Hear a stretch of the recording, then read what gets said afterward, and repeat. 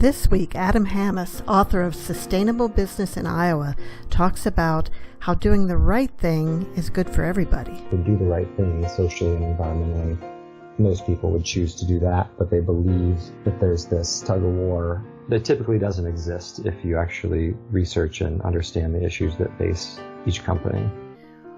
Welcome to Writers' Voices with Monica and Caroline. I am your host, Monica Hadley, and my mother and co-host, Caroline, is visiting with some of her other children and grandchildren today, so she's not with us. So our guest today is Adam Hammes, author of Sustainable Business in Iowa, How Leading Companies Profit from Environmental and Social Responsibility.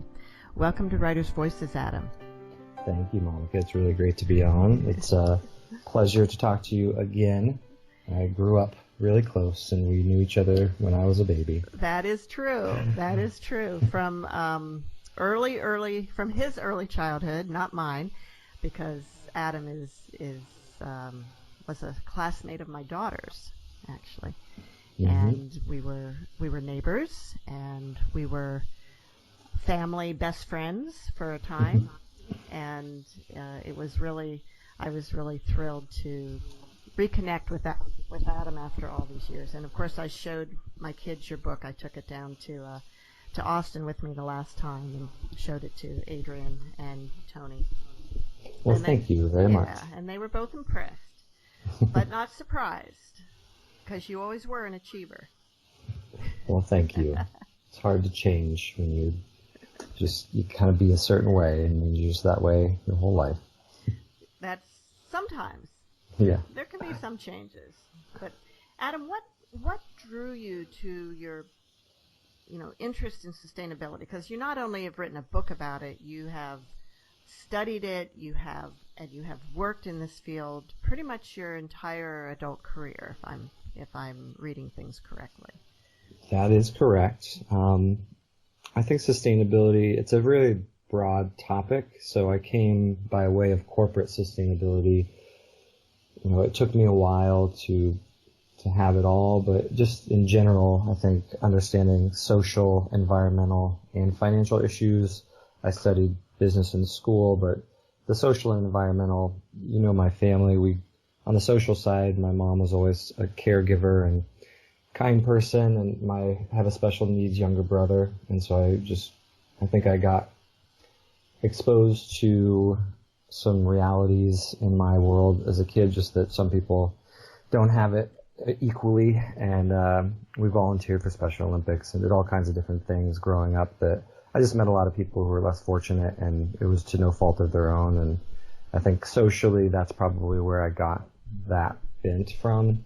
And environmentally, we grew up loving the outdoors, playing outside. We were on a farm all the way away from everything. So I really enjoyed just being outdoors, and when you love a place, and especially if you want to protect it. So as I grew up and saw things happening, it just interested me in preserving those things, so that not only I could enjoy them, but our future generations could. So I think that's where it started. Just I had a lot of exposure to things as kids, and when I grew up and got into college and started studying what I wanted to do for a career, I had a mixture of things. A good friend of mine in high school passed away my freshman year in college from a motorcycle accident, so I really sort of was finding myself and changing my major and just really not sure what I wanted to do. And so I bounced around from business management information systems to, they called it leisure, youth, and human services back then, but it was basically nonprofit management. I had an environmental studies minor, and I had a global health certificate, and I just did a bunch of different things in school, and I enjoyed traveling. And so all of that being said, I just got a job leading trips outdoors and teaching environmental ed for adults and youth, and bounced around seasonally all over the place. The tagline is 4 continents, 7 countries. Really just doing seasonal work in beautiful places, but I was typically a naturalist, and I would teach leadership development, and then we would just take fun outings, and it was all kind of wrapped into one, and then eventually I wanted to move up in those organizations and lead programs. I really enjoyed environmental education and that leadership development of people. But when I got into grad school, I was really focused on getting my MBA, and it was just, I got introduced to corporate sustainability programs and realized that there were things like green MBAs and incorporating social and environmental performance into both financial and the things that I wanted to do. So it was really in grad school I started reading books and getting introduced to companies that I switched, and I decided I don't want to run programs that educate people. I want to help companies learn that this is possible and that it's actually better business to do it this way. And in my opinion, I was like, if people knew that, if there was a way to do things that were environmentally and socially responsible while you were making money, then who wouldn't want to do that? So that was where I switched really in grad school, and then I just decided corporate sustainability was what I wanted to do for a living.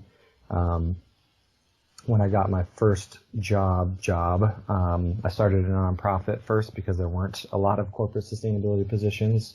And by that I mean zero, and in Iowa, and I had moved to Des Moines to be closer to my family.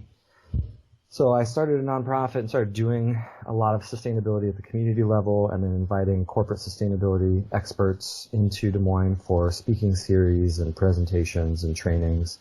And then I got hired at Come and Go, and they were hiring a manager of sustainability. So I jumped at the chance and really, really worked on the environmental side strongly for them, but got to put together and pull the social in. I wasn't responsible for it, but was helping bring it all under the umbrella of quote unquote sustainability, creating a sustainability report and really building a program for a whole company.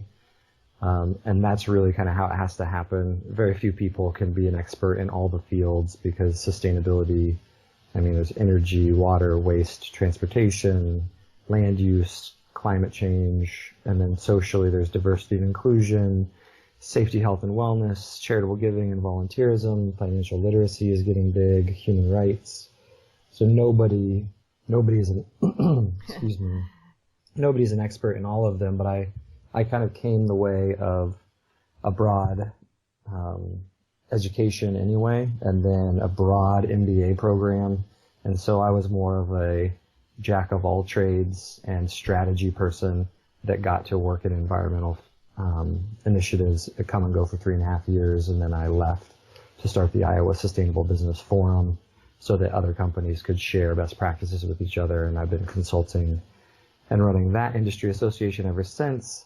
So it's this big whirlwind of bouncing around, I like learning about a lot of different things and how they connect and how they intersect.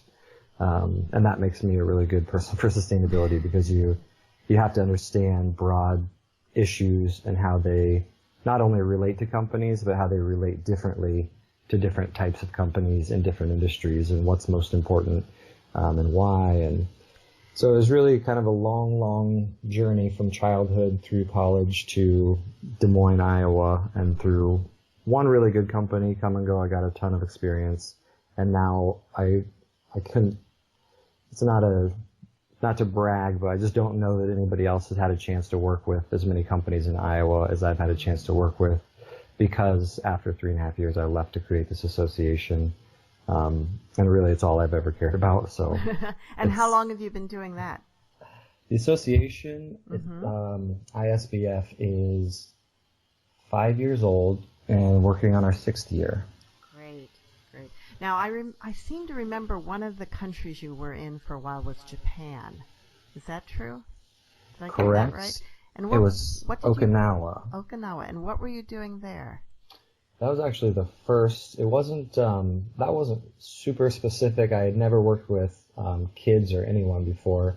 That was just early in my college career. I wanted to travel, and UNI, my undergraduate was from UNI, has this camp adventure program, and they will just send students in the summers off to military bases to run programming for youth because the parents are often deployed. And so I just jumped at the chance to take a free trip to Japan, and I did that. That was my very first international travel was with Camp Adventure in Okinawa, Japan, working on an army base, teaching mostly swimming and leading like outdoor kind of like adventure weekend stuff for our students, just whenever we had other things that they wanted us to plan, like field trips. But it was my first time I'd ever led any kids, and it was I was terrified. I had no idea how to lead groups. I grew up a pretty quiet kid on a farm, and I was not a loud or I didn't babysit for people. I just kind of worked with my dad, but when I got to do that, and I realized it was not as terrifying as I thought, it was pretty fun, and that's how I got into a lot of the leadership development and taking people on trips to do like community service and naturalist type environmental education stuff. Now, one of the issues that we have in Iowa, of course, is the youth brain drain, where a lot of kids who grow up here go to college here and then leave for other parts of the country or the world. And you followed that path, but what brought you back? Well, I remember specifically, and I'd like to say it was a hard decision that was clear, but it was more of, as I studied sustainability and I traveled to all these places, make no mistake, it was fun, it was very valuable, I enjoyed it a lot, and I actually remember specifically going to Germany and working with these youth, and we thought, I was probably 23, 24, I thought pretty highly of myself. And we were, very adventurous, and we thought we'd show up and we were these amazing role models. But I really got clear that there was an older gentleman, not older than me, he was probably in his 30s at the time. And he just kind of had this cynical view of us college students showing up and working with the kids in the community. And what he saw, which he showed us, and I really enjoyed spending time with him, is he just said, you guys don't really see these kids. They don't want to tell you the truth, like some of the hard stuff that they've had to deal with. You're fun. You don't know anything about them, and they love just having fun. But when you guys leave, people like us have to stay here and, keep their families together and make sure that they grow up to be responsible adults and have a good life. And it was sort of hard to hear, but I also, in the sustainability realm, it really hit home that I wanted to know the kids better. Like, I didn't want to be the flash in the pan, kind of exciting, whatever flavor of the year that just comes in. And so that's sort of the crack in the armor where I still traveled to quite a few other places, but as I continued to do it, it was more clear to me that I valued, when I went places, I would want to meet locals and work with them and learn from them and sort of have a mentor who would teach me maybe what was really going on, maybe the stuff that we hadn't heard of or that we weren't being told. And the more I did that, I feel like the better I got at my job, but I also started to have this real tension between, well, I would like to be that person someday, and to do that I would have to live in a community, I would have to have a commitment to a group of people that I don't just look forward to my next year's trip or whatever. So it was just a slow burn for a few years when I had an idea to come back to Des Moines, and I shared it, and it was the idea for this nonprofit. If I couldn't get a corporate sustainability job, I had an idea for basically adult education or environmental education for adults, targeting young professionals who, there is a philosophy that exists that you just teach kids and hope their parents die someday, and that's how the world gets better. And I personally don't. There is some truth to that. It's sort of like it's not really a strategy. It's just life. Yeah. Everybody dies. But when I was in the educational community and people were just saying, oh, we really got to teach the kids, and it's sort of hopeless to try to work with adults. And I said, well, that's really disheartening. And if that's true, I think it's kind of pointless what we're up to right now. We should probably just give up. And so I had the idea to come back and really target adults, and I found it not only incredibly fun, but very effective.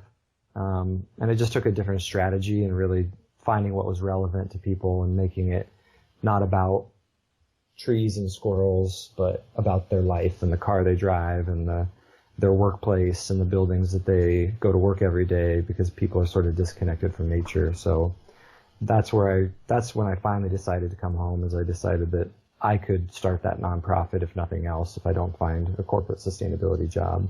You're listening to Writers' Voices with Monica and Caroline, and our guest today is Adam Hammes, author of Sustainable Business in Iowa. You know, for a long time, I think we thought of sustainability, particularly in terms of business, as being primarily environmental issues. And obviously that is a very big, important part of it. But you've also, in your book and in your conversation, have included these social issues. At what point did that get rolled into the concept of sustainability? Well, it's interesting because in the business world, if you just focus on the word sustainability, the social side is sort of they kind of all converged recently in the last maybe 15 to 20 years. Probably in the middle, like mid-90s, is when the earliest companies started taking it very seriously and having really good success. And I would point at Interface Carpet, and Ray Anderson as their CEO was he was kind of looked at as the leader because he was the CEO and chairman of the company saying these things. But if you look at the history of the terminology, sustainability really came earlier, and it was in the financial world, and they really were just talking about sustaining the company financially. It was accountants talking about sustainability, and that's why there's a lot of confusion. The social came later, actually before the environmental, but people tended to refer to it as social capital or human capital or corporate social responsibility. And again, all of these things are evolving, but it was very narrow, and it was often looked at as just philanthropy, donating money. It's come a long way since then to include a lot more of the social issues, and it's very robust. And then sustainability, probably in the 60s and 70s, really started being used by the environmental movement as a global term for sustaining our global ecosystems that provide life to everything on the planet. And then it all sort of merged. And now if someone says ESG or CSR or sustainability in the corporate setting, they tend to all be talking about the same thing. If they're successful companies, and if they're not, they're probably not as successful. Because it really is a balancing act of businesses don't exist if they can't make money, but they also can't deteriorate the social fabric of the communities that they're part of, and they can't deteriorate the environmental, basically the ecosystems that provide absolutely everything that they use to run a business. Like nothing comes into a business that didn't first come from some sort of ecosystem, whether it was a forest or a stream or the ocean or a mine or a field. Everything comes from nature. And so the more people are realizing that all the stuff that they want to use to run a business can't continuously be provided, and if it does, it gets very, very expensive if we just use it all up and throw it away. So we're getting a lot smarter, and we're seeing the connections between financial, social, and environmental. But still, it's even a small, like corporate sustainability is still growing, but it's still not by any stretch of the imagination the majority of business people understand that that's the way things work. And so we're trying to keep growing that, especially here in Iowa. We're really trying to make a dent in growing the sustainability professional community to understand that all these companies should be looking at this, because it 100% affects the bottom line. And it is what people would prefer to do anyway. If you can do the right thing socially and environmentally, most people would choose to do that, but they believe that there's this tug of war that typically doesn't exist if you actually research and understand the issues that face each company. I think, obviously I agree with that. Part of the problem is sometimes just being able to figure out how to do the right thing. What is the right thing and how to do it. And it's not always simple. It's rarely simple. And it means change, which can, in any organization, people are resistant to change, systems are resistant to change. And so I think that's where an organization like yours, the Iowa Sustainable Business Forum, can help companies get over some of those obstacles. Is that kind of what your thought was in forming it? Yes, that was the initial thought, was that, so when I started at Come and Go, I literally, it was the only job I had heard of for me that I could take. And so I was happy to have it, but then I started looking around the state to see, even if they're not by title, who are the people that might be doing what I do in other companies. And I just made an effort over the next 3.5 years to really network and find, and we found about 7 of us in Des Moines alone, and we started meeting monthly, and it was incredibly valuable to just share what we were learning and lessons and what worked, what didn't work, and why. And then we kind of ran out of our own 7 companies, and we didn't have any more stories to tell, so we started looking for other people to invite in, and then it just became clear that it was valuable enough that one of us should be willing to go start this as an organization, and I kind of had the most history in starting new things, so I jumped at the chance. But it was really about getting free ideas from peer professionals and saying, this isn't very proprietary stuff. If we want to recycle, we don't want other companies to fail at recycling. It's not that kind of a market. We wouldn't mind being first and getting some press out of it. But it really doesn't make sense to not want other companies to do the right thing as well. So people tend to share really openly, and I saw that was the first barrier that came down, is peer-to-peer professional sharing really speeds up the process. There's a lack of cynicism, there's a lack of distrust, and people really believe that they understand what you're going through and are just sharing honestly what's working for them. Then, as I taught for the University of Iowa, I taught an MBA course, CSR and Sustainability, for their graduate business students. It also became clear that people didn't know how to go through the change management stages, how to shift that culture or how to change that particular initiative. And there was a lot of research on stage development and what has to happen first, and then what are good change management strategies. And so I just started poring over a lot of the research and saying, how do we apply this same stuff to these sustainability topics? And that's really what led me into wanting to write the book. And that everything that you spoke of is exactly right. In my opinion, people would do the right thing if they thought it was possible, if they saw that there was a path that worked for them.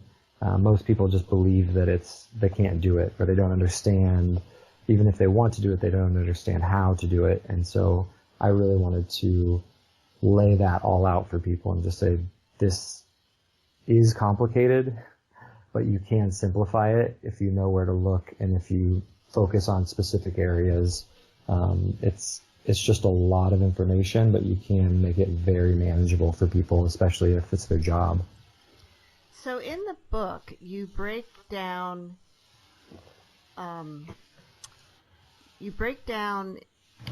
the journey towards sustainability into 5 stages, and those came out of it's sort of your compilation of a number of different models. Mm-hmm. How long a process was it to kind of put that together into what seemed to you to work in this venue? Well, I mean, it was when I actually started writing the book, if we just look at book writing, it's shorter. But I have some mentors and people that I really look up to, and one of them is Bob Willard, who is from IBM Canada, and sort of retired and now just works on boards of a ton of different corporate sustainability groups. But he wrote all the books that I kind of learned from when I was young in graduate school and started taking off. And he had this 5-stage model, and it's one of the ones that I borrowed from. So I always looked at it and used it, and it was helpful, but it wasn't very detailed. It just really was the 5 stages and very little else. And it only applied to environmental issues. And I was always desperate to find more information. And so when I started to be an adjunct faculty for the University of Iowa, and for my class, I just started looking for more research that would support this. And what I wanted to find was a social correlate, something that would have the same 5 stages or some similar stage development that would make sense for these social issues that most of the companies face. And I actually just started writing the book before I had an answer. And it was I was halfway through the book. I had already done kind of 2 big re-edits and reorganizations of the book, and I was trying to fit the chapters together. So just a couple things. One, I really narrowed down, so we only have Iowa companies. And then every topic I talk about, I want to break it into those stages so people know where they are, so you can assess yourself and then know where to go next. So that was like a pipe dream that was the end result I wanted. So I was laying out these chapters and some of the topics. I had to meet with a bunch of professionals to make sure I was not combining 2 things that didn't actually make sense, because we were combining things like energy efficiency and renewable energy into one chapter, and one leads into the next really nicely, especially from a business standpoint. And so I was looking for these same patterns to unfold, one kind of beginning stage that gets advanced and adds in a second stage. And I didn't have any of the answers. So it took me about 4 to 5 months of just writing constantly and working with my editor, Sarah Stibbets, and she reorganized it twice, and then finally I just happened to pick up a book, Reinventing Organizations, that I had on the shelf. And it was just a really fat book. It's like 600 pages long, and I never wanted to read it. It just looked intimidating. And then when I started reading it, within the first 2 chapters, I just realized, like, this is it. He's breaking social issues down into these categories that I'm familiar with, and I had no idea that that's what the book was when I bought it. So it just happened to be this serendipitous, picked up the book when I was frustrated, and then I had to reorganize the book again, and then I was able to break all the chapters into these 5 stages. And it's a lot of kind of boring sounding academic stuff, but I knew from the beginning what I wanted were steps that lead into each other so that people saw this as a pathway to getting sustainability done, not just an end case study of, hey, look at this great story. What's missing for most of those case studies is the 5 years it took them to get there and all the work that they did to make it that far. And I wanted to have that in the book. So and is sustainably ever really done? No. It's not only is it really, I mean, if you look at this, there are some, I break this down into initiatives, and it's something that I try to remind people is the model I'm using and all the 5 different models I've pulled from on the research. Companies don't really go through these 5 stages. Their leadership might be at a certain level, but every initiative itself needs to go and develop and mature. So if you have a really good energy program, you can take it to the end and be quote unquote net zero energy. And there's certifications for that, and there's awards you can get. And it's sort of like a rubber stamp to say you are the best in the industry. It's kind of the best you can do if you're just looking at your company. Now then people can expand and they can do philanthropic things around energy, but once you're net zero, you just got a very responsible energy program and you're the best in the industry. That doesn't mean you have a good waste program, doesn't mean you have a good water program, it doesn't mean you have a good diversity and inclusion program, safety, health, and wellness. It means nothing about the rest of the company except that you have leadership that enabled you to get that far in energy. So there's the likelihood that they understand you could do the same thing in these other areas. but it does not equate to a sustainable company. So really, it's not definable. You can't define what a sustainable company is, but you can achieve very clear levels of performance in all these different categories. And then it's kind of up to you as a company, it's up to the public, it's up to your consumers to decide if that's good enough. And if there's more you could do, it's up to your employees if they think there's more you could do. But there's plenty of companies that aren't even very far down the line in these stages on any of their initiatives. And so my goal isn't to get one or two quote-unquote sustainable companies. It's to get the majority, 90% of companies that are doing something to get better in all of the different areas and have a pathway forward so that in the next 5 to 10 years, they might be quote-unquote sustainable companies, or they might meet some of these amazing performance metrics that are available. But really, we're a long ways from that, so I'm trying to make sure that we have a sustainable effort to get these companies to keep improving. You're listening to Writers' Voices with Monica and Caroline, and our guest today is Adam Hammes, author of Sustainable Business in Iowa, How Leading Companies Profit from Environmental and Social Responsibility. Adam, can you give us just a brief summary of the 5 stages, and then perhaps we'll delve into one or two of the, what do you call them, issues or... Yeah, we can do a case study from some of the chapter topics. Yeah. Okay. Yes, I believe I have that right here in the book. So what I would recommend people check out, one of my favorite books is Reinventing Organizations by Frederic Laloux. He's fantastic, but there's also super old Archie Carroll. He did the stages of the CSR pyramid back in probably the 50s, but when they were just talking about philanthropy and stuff. But the Sustainable Minerals Institute in Australia and Bob Willard's book, 5 Stages of the Sustainability Journey. So there's all these. There's even a woman who did it just on reporting and has some really cool animals that she associated with the, I think it's Dawn Mills, and she has some, like an ostrich and all these fun things. So but the stages, the boring part is all of that. If you don't want to read all that they all overlap, and they all, what I think are the most understandable labels for each stage, and they're really you should think of them as a pyramid, and you need the base, and then you need to go up and get up and up, and at the end you kind of have a smaller piece, but it's held in place by all the other levels. And so the bottom stage is pre-compliance, and it just means what it sounds like. They're not even complying with the law. They're just, typically it's a startup or someone who doesn't even know what they're supposed to be doing. They're just trying to survive and make money. Which, to exist, every company has to do that. They have to survive. But it's a very low level of performance, and it's very tenuous, where you probably are going to get fined and go to court and get shut down and have a ton of costs associated with being in that level. The second one, even though it doesn't sound sexy, is just compliance.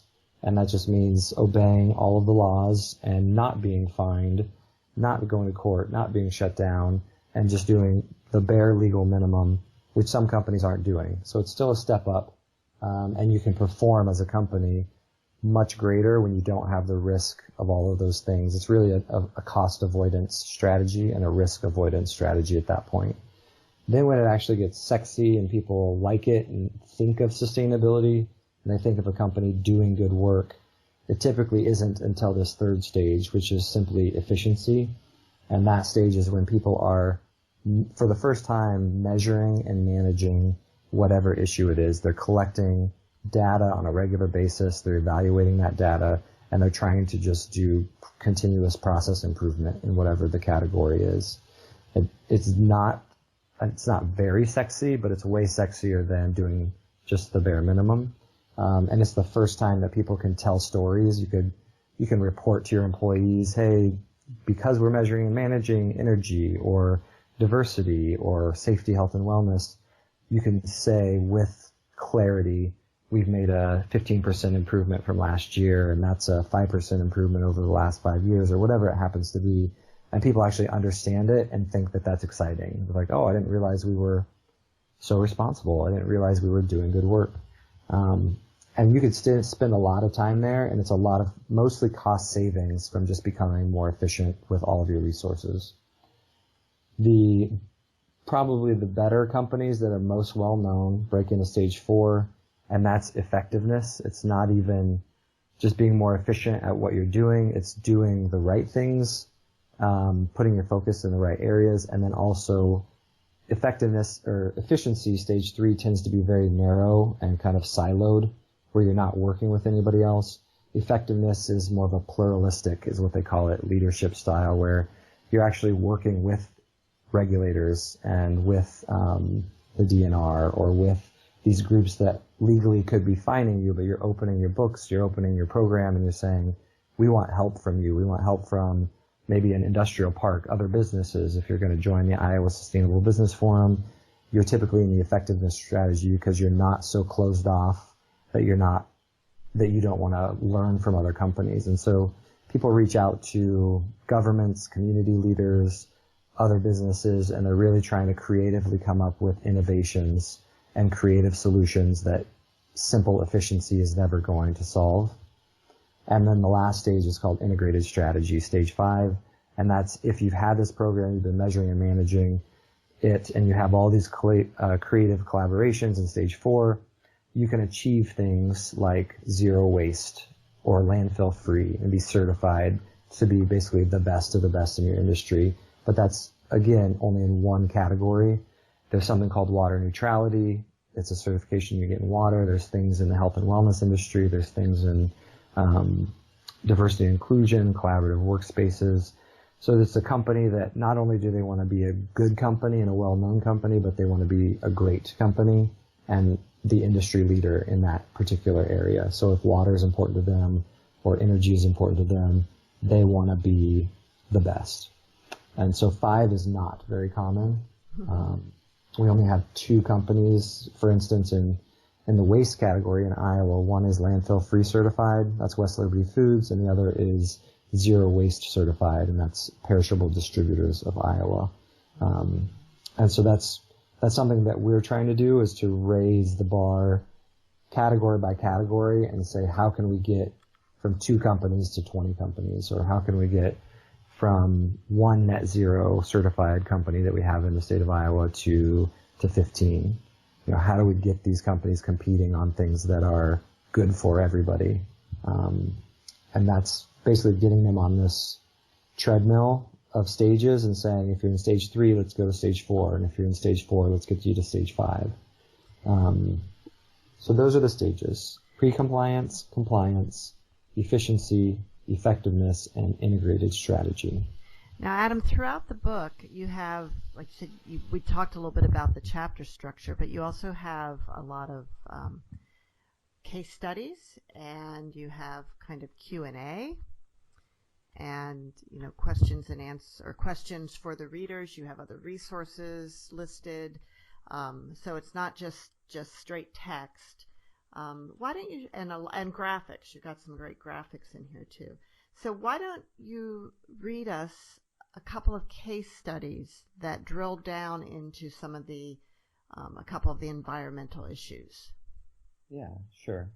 And I'll touch on it really quick. Every chapter is broken in by those stages, and I made it, the first part of the book is really what everyone should read. But those questions are basically what I take my master's students through, and that's how we do our assignments. So if you follow the chapters and you follow the questions, you can assess your own company. Even if they don't know you're doing it, you can assess your company. But it leads you into part 2, which is all environmental chapters, and part 3, which is all social chapters. And it's really, at that point, it becomes a choose your own adventure book. You don't have to read the whole thing. You can just pick the chapters that you find are most relevant to the company that you work for. And you can always come back to the other ones later. So it's not really that long of a book if you use it the way it's intended. And you mentioned the business profiles that I put in. So I drew from, I think, almost 30 companies. I'll run through them really quick just so people get a sense, but it's Bankers Trust, Barilla, Casey's General Stores, Cummins, Ecolips, Envision Sports Design, Fighting Burrito, Frontier Co-op, Geometric, Hawk, Hagee Manufacturing, Hy-Vee, Johnson Machine Works, McFarland Clinic, Meerdink Trucking, Meredith Corporation, Modus Engineering, Ruan Transportation, Shakti Kombucha, Siegwerk, Sky Factory, Smithfield Foods, West Liberty Foods, and Workiva. And so hopefully people just haven't heard of some of those companies are going to get introduced to them. But every one of those has a case study somewhere in the book, either at stage 3, stage 4, or stage 5 in every chapter. So the ones you asked me to pick out, I think that would actually be interesting to people. So I'll do first from waste. I'll do the landfill free case study. I also have one for water, which is on water neutrality, which is a cool concept. And then I could pull one from social, which is more charitable giving and volunteerism. Does that sound? That sounds great. Great. All right. And they're only about half a page each. And so just so you know, out of context, it might sound short, but there's a whole section that describes why this case study is relevant. But I'm picking the highest stage 5 companies in each area. So case study 1, West Liberty Foods, stage 5 for waste. West Liberty Foods certified their facilities through ISO 14001 in 2003, which included process documentation and continuous improvement for waste management. At that time, President and CEO Ed Garrett committed the company to achieving landfill-free verification after a visit to a Frito-Lay plant in Illinois. Waste to landfill per year was 7.5 million pounds. By 2004, NSF International awarded West Liberty Foods third-party certification for becoming a landfill-free business. Over 60 waste streams from each facility were diverted to recycling, composting, and, as a lowest priority, waste-to-energy incineration. This year-long process was coordinated by Michelle Boney, Director of Environment, Health, and Safety. The effort itself included 1,900 team members with champions on each core team. West Liberty Foods provided new color-coded containers, clear signage, education, and games led by plant managers to reinforce learning. At one facility, the team members spoke 15 different languages, so photos were used for all the items that needed to be sorted. In 2014, West Liberty Foods produced 50,509 tons of waste. Less than 1 ton was sent to the landfill, or 0.0016%. Ash from the cement kiln after incineration. 49,955 tons were recycled, that's 98.9%, and 552 tons were incinerated waste to energy, 1.09%. Boney estimated they paid extra to achieve certification initially, and since certification, the company saw an increase in national media attention, resulting in more customer contracts, and waste costs continued to decrease for an overall annual savings. Gerald Lassard, the VP and COO of West Liberty Foods, said, "We've done our small part, and we hope other businesses take a look and duplicate what we've done. If we all work together, our grandchildren won't have to be concerned with some of these issues. That's the definition of a legacy. We've started something today that we hope will impact future generations." End of case study. Were you ever at the Cider House here in Fairfield when they had the best burger in Iowa? No, I don't think I was. The apple mash that they used for making the cider, what was left over after the cider was pressed, was fed to the cattle that they then used in the burgers they served in the restaurant.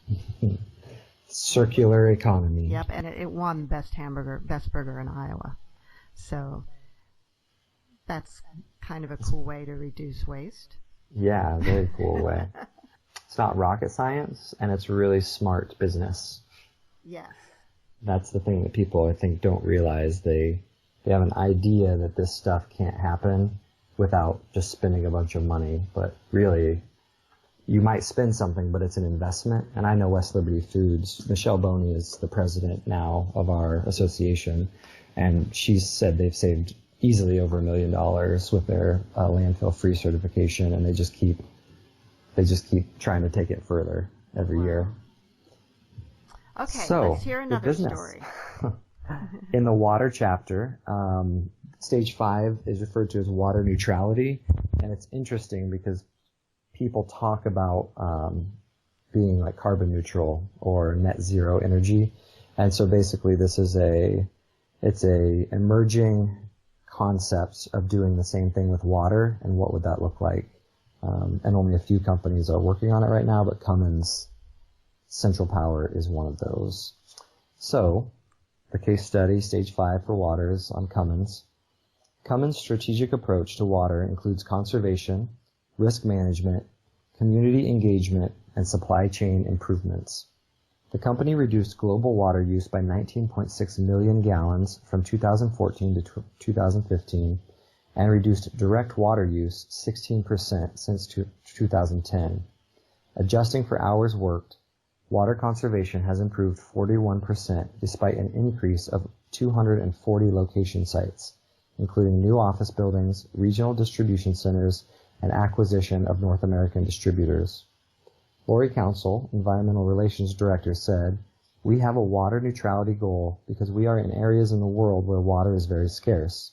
So we have committed to having 15 sites water neutral by 2020, which means we find or replace or conserve enough in our own operations to offset the use in the community." Water being an operational risk, Cummins partners with community leaders to establish conservation initiatives. Cummins has already validated 3 sites in India, with 4 more pending. Performing water balances or evaluations to identify and fix low-cost and no-cost activities, their distribution business trimmed almost 43 million gallons of water consumption. Over the past year, Cummins' efforts have been focused on validating calculation methodologies, using sites implementing projects, and defining project roadmaps leading to goal achievement.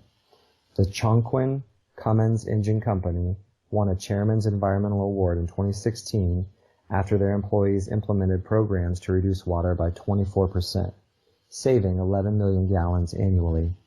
Cummins had set a public goal of reducing direct water use by 33%. After achieving that goal 5 years early, they will be setting a new water goal soon. Extraction and production of metals in Cummins' supply chain represents nearly 90% of their water footprint. To mitigate risk, the company is working with suppliers to develop tools for calculating the true cost of water and techniques that require less usage overall.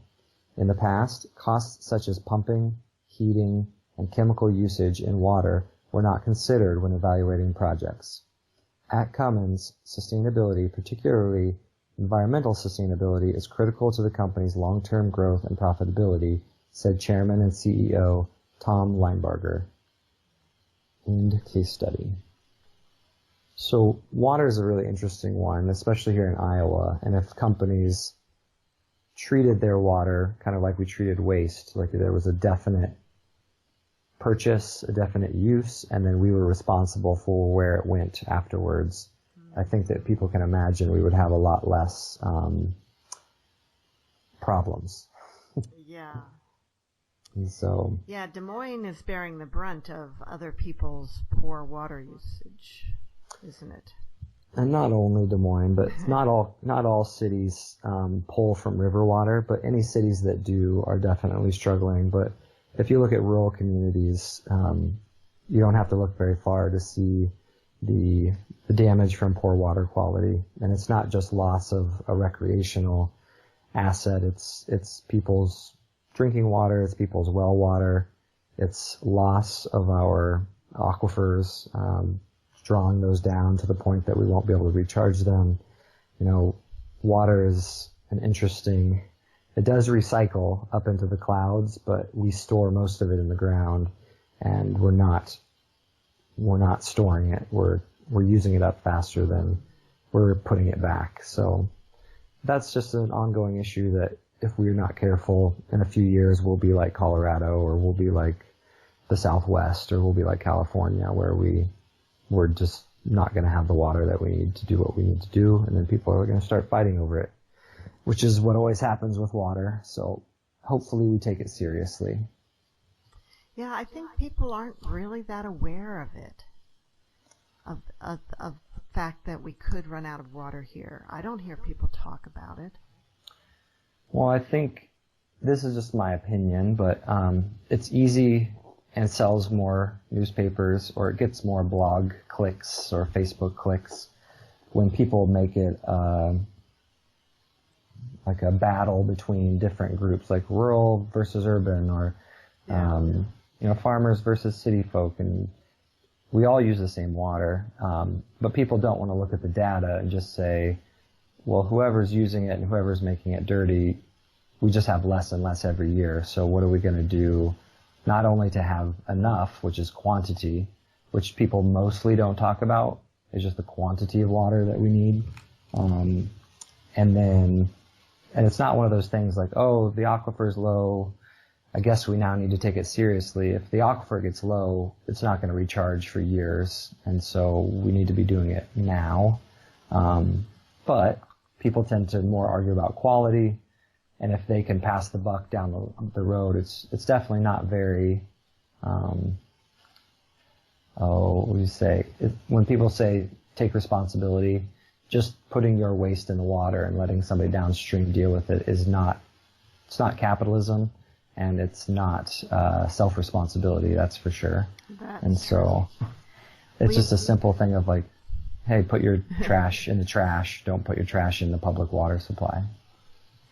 Well, that gets us to a whole nother economic issue about capitalism, and the fact that the capitalism in the West today, or at least in the U.S., doesn't actually assign all the costs in the right places, and so you don't actually have a free market because others are bearing the costs that are really being incurred by some businesses, but they don't have to pay it.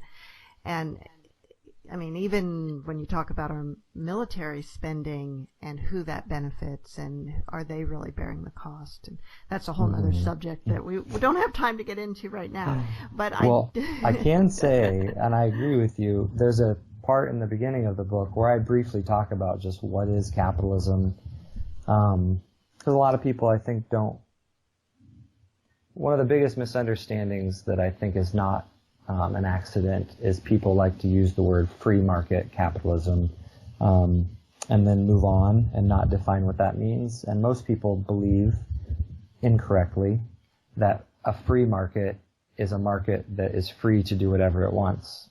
But the term free has nothing to do with no regulations or freedom from regulation, and has everything to do with the freedom of buyers and sellers to make choices and informed choices, and specifically, actually, there's like 13 system conditions that a free market require for competition to take place, and if you look at those, they're very much in line with sustainability. There are no monopolies, and there are no externalities, so businesses are responsible for all of the negative environmental and social and financial impacts that they have on the community. They're 100% responsible for that in a capitalist society, but unfortunately, that's not the way we run our society. So right. I think people should take a look into what capitalism is and what they maybe think it is, because I rarely meet someone who knows that that's what a free market actually means. Exactly. And yeah, but like I said, we could spend a whole hour just talking about that. Yep. And we're almost out of time now. And there was one question I really wanted to ask you, Adam. A lot of businesses, including mine, the product that we actually are selling is not really an environmentally friendly thing.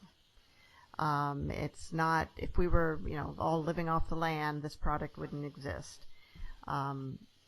In a way, with come and go, gasoline is not, in some sense, a sustainable, long-term sustainable product. How do you, you want to do the best you can with what you've got, but sometimes I think, well, it doesn't, even if we reduced waste, etc., we're still making something out of plastic that's not actually necessary for survival. How do you deal with that? Well, products and services tend to be, this is more of an answer from like how I believe things get done. What's a practical approach that's going to make a difference? Because I struggle with a lot of the same things, and there is no one right answer.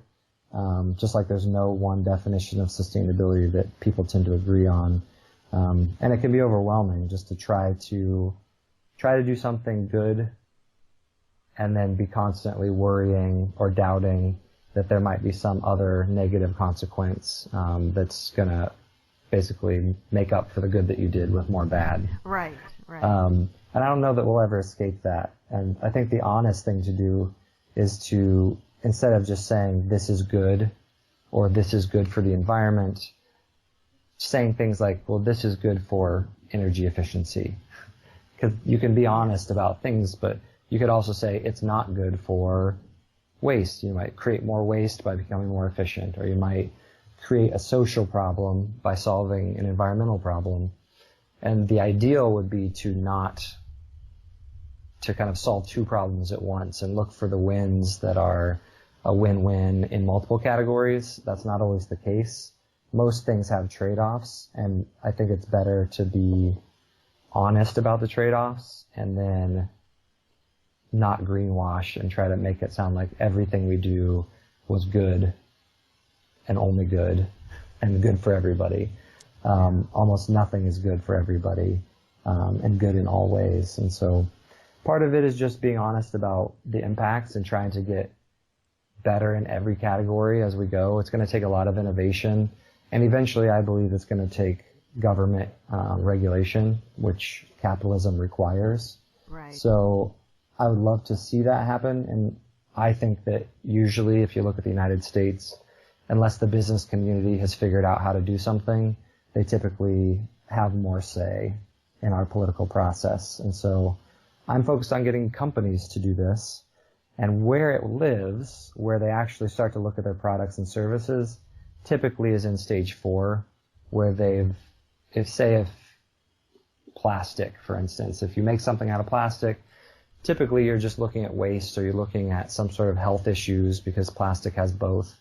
But if you don't even understand the waste that's coming into your building, which is all your raw materials, then you probably don't have a good sense of how much plastic you're using and why and how much it costs.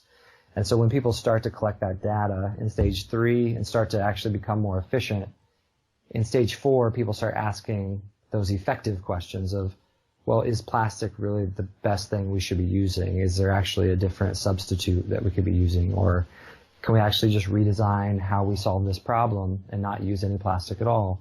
But that typically, those kind of decisions, especially because they're sort of big outside the box decisions that have to be made sometimes between multiple departments and sometimes between outside entities that aren't even inside your company. Without data, those are really hard questions to have, or really hard conversations to have, and really hard questions to answer. So I focus on getting companies very mature in stage 3 so they can have that data and then go into more productive conversations later with people who are creative and looking at design issues and saying, is this even the right product that we should be using? And what if we change this? What if we change that? It tends to be, for that reason, a stage 4 type of initiative. Right. And it's not a great, sexy answer, but that's what I've noticed, and that's what seems to happen in these companies, is that if you don't understand the problem and you don't have measurements to describe the problem, then nothing ever gets done about the problem. Well, Adam, you definitely are helping focus attention on some of the problems and even more so on the solutions. And I want to let our listeners know that they can find more information at your website, which is, I think, eco-fluence.com. Yep. So that's eco-fluence.com. And we are out of time. We always end usually with a quote from my mother, but I found one today. One of my favorite quotes from Margaret Mead: "Never doubt that a small group of thoughtful, committed citizens can change the world. Indeed, it is the only thing that ever has." It's one of my favorites. Yeah. Thank you, Monica. I appreciate you having me on. Thank you. And again, the title of the book is Sustainable Business in Iowa: How Leading Companies Profit from Environmental and Social Responsibility. And see you all next week on Writers' Voices.